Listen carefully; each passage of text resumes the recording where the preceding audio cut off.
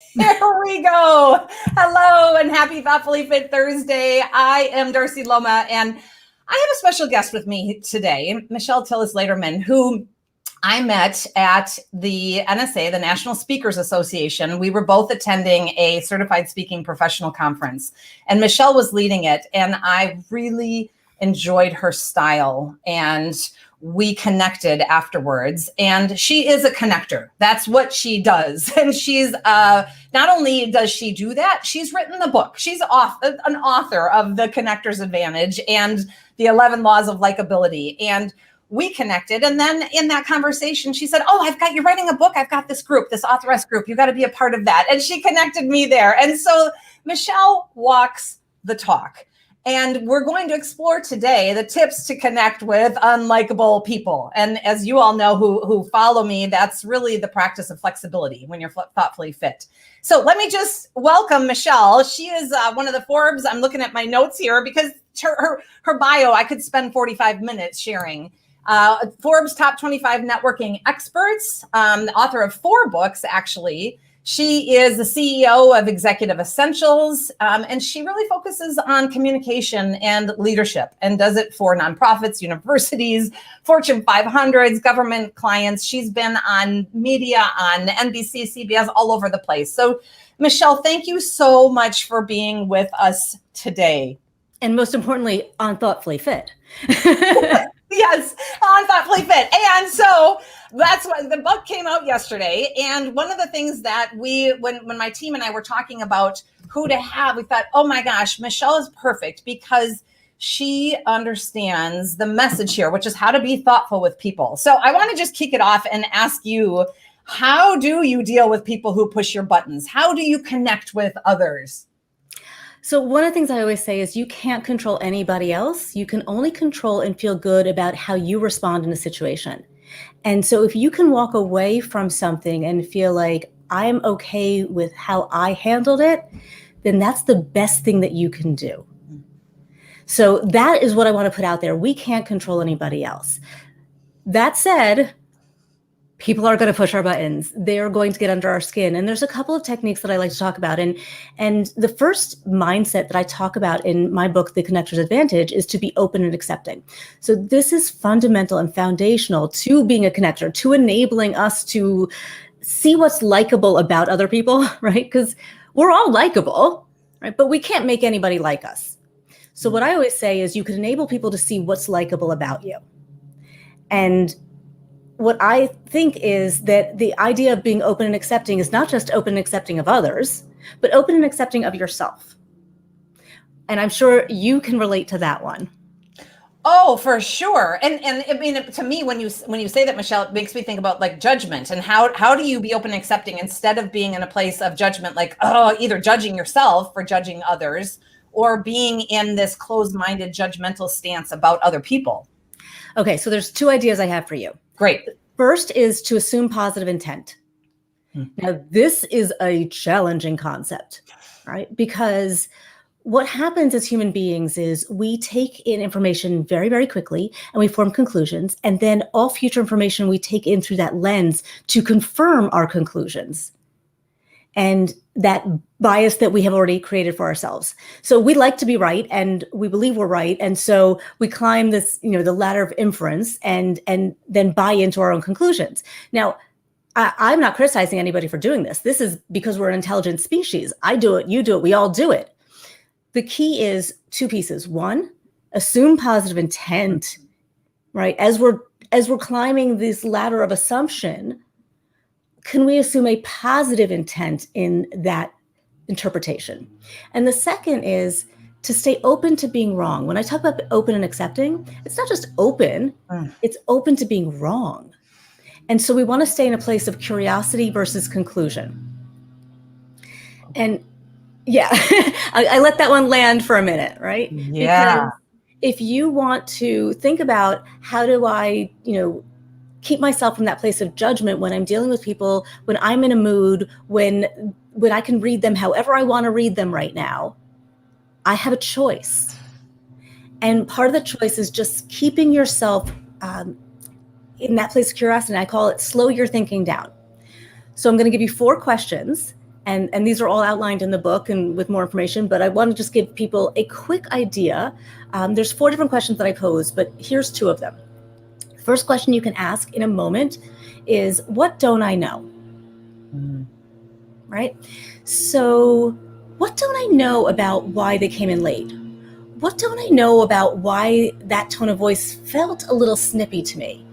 Right? What don't I know that's going on at home? What don't I know about their health? What don't I know about their stress? What don't I know about the fact that that's just their voice? And maybe that's a great question to spark the curiosity. Yeah, that's exactly it. And when you're curious, you're slower because you're trying to actually still form the conclusion. Another question you can ask is, how else could I interpret that? Right. So I can interpret you being late as being disrespectful, a slacker, job searching, right? Or I can interpret it as somebody who is really efficient because they understand if they come in later, they have less traffic. Or I can look at it as somebody who really doesn't think about the clock, but thinks about the productivity and the efficiency of the time that they actually spend, and that time is just a suggestion, but doesn't need to be a rule. And so it's really about, what don't I know? How else can I interpret that? What if I'm wrong? That's another question I pose. What if I'm wrong about this? What's the impact to my relationship with this person? Right? What's the impact to our team? What's the impact to the work? And so these questions slow our thinking down, keep us open, and give us the opportunity to assume that positive intent. But I sounds really simple. It's not easy. Don't worry. It's not easy. If you're struggling with it, just keep trying. So what don't I know? How else can I interpret this? What if I'm wrong? Mm-hmm. And was there a 4th one? There is a 4th one. Am I trying to be right? Oh. Ooh. Yeah. That one I fall into every once in a while, all the time. Oh, good. So you're human too. And, here's the thing is I need these things myself. Because I understand and I'm sharing how to do it doesn't mean I do it perfectly. I still need to take those moments of slow it down, Michelle. Yes. Keep an open mind. Ask yourself, how can you interpret this positively? Mm. And that's a really cool thing. So do we have time for a quick story? Absolutely. Okay. So I had a coaching client, and she was the head of HR in a financial services firm. Big, big job. Never took a day off. It was before COVID, and she's like, I decided I'm going to take one of the Jewish holidays off. The holiest day of the year, I am not going to look at my email. I'm not coming in. I'm not calling. I'm not doing anything. I told the CEO, right? And he said, it's okay. And I said, great. She does it. I check in with her. How did it go? Mostly okay. And I said, well, what didn't go okay? How did the CEO handle it? And she said, I got an email that said, I know you're not in today. And I said, well, how did you interpret that? And she said, well, I took it as, I'm aware that you're not working, and it was a criticism, and, and it was this interpretation. I said, well, how else could you interpret it? What if he was saying, I know you're not in today. I don't want you to look at this right now. I respect your time off. What if he was saying that? Which is an assumption of positive intent. And she said, I guess it's possible. I said, what if you treat him as if that was the intent? What if you thank him for giving you that time and space and letting him know you appreciate it? See what happens. And she did. And she's just like, that worked. And so sometimes as you talk about dealing with unlikable people or dealing with people who push your buttons, treat them as if they had the intention that you want to assume. And sometimes people will step up and step into that more positive interpretation because they feel appreciated. And then they're like, oh, yes, that was me. That's what I intended.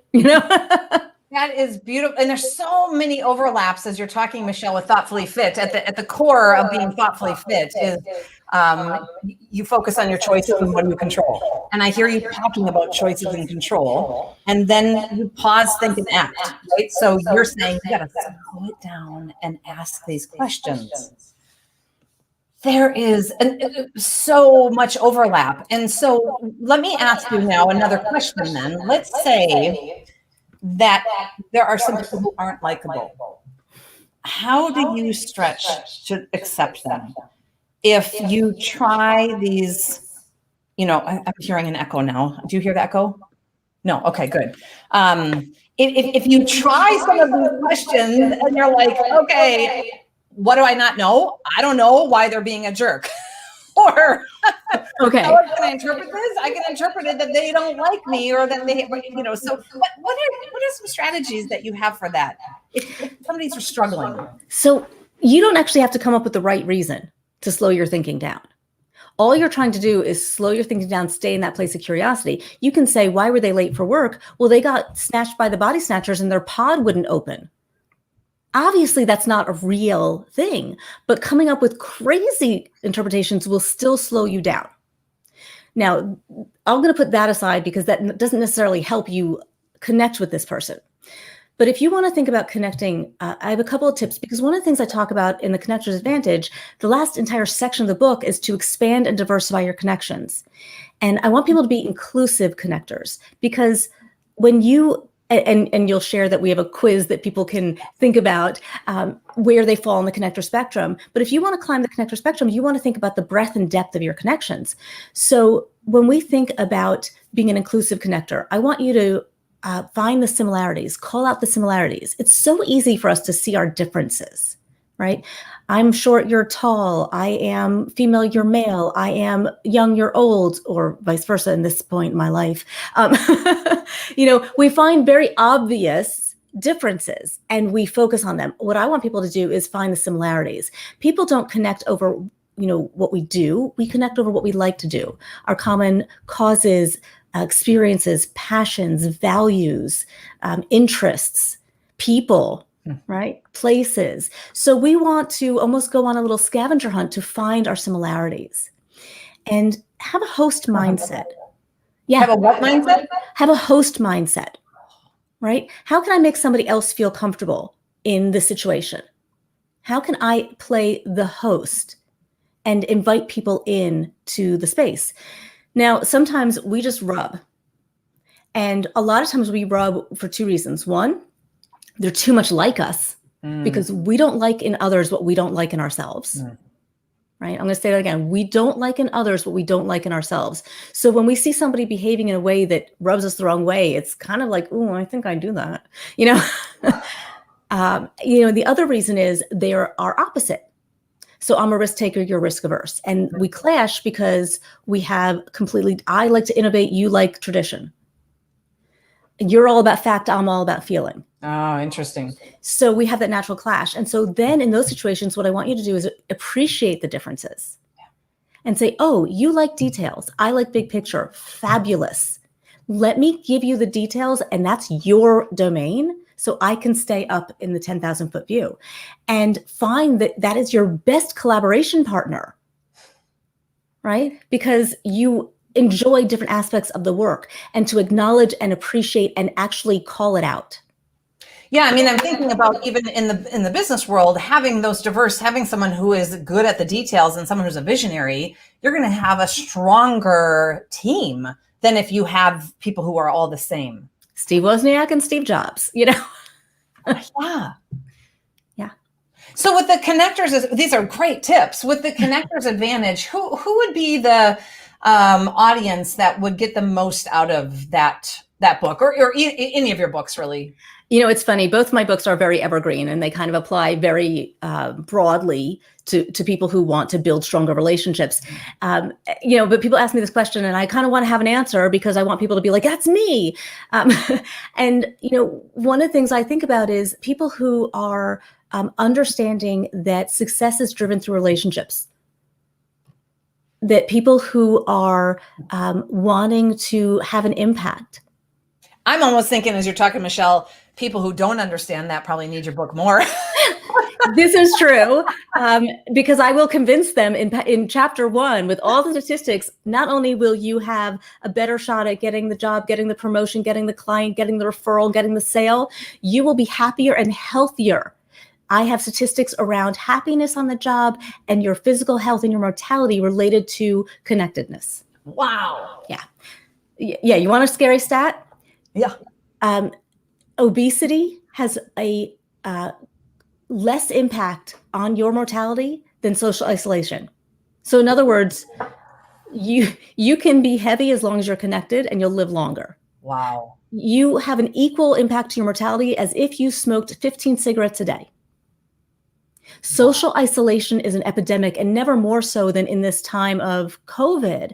And it really has impacted our health and degraded our health. Connection is critical to health and happiness.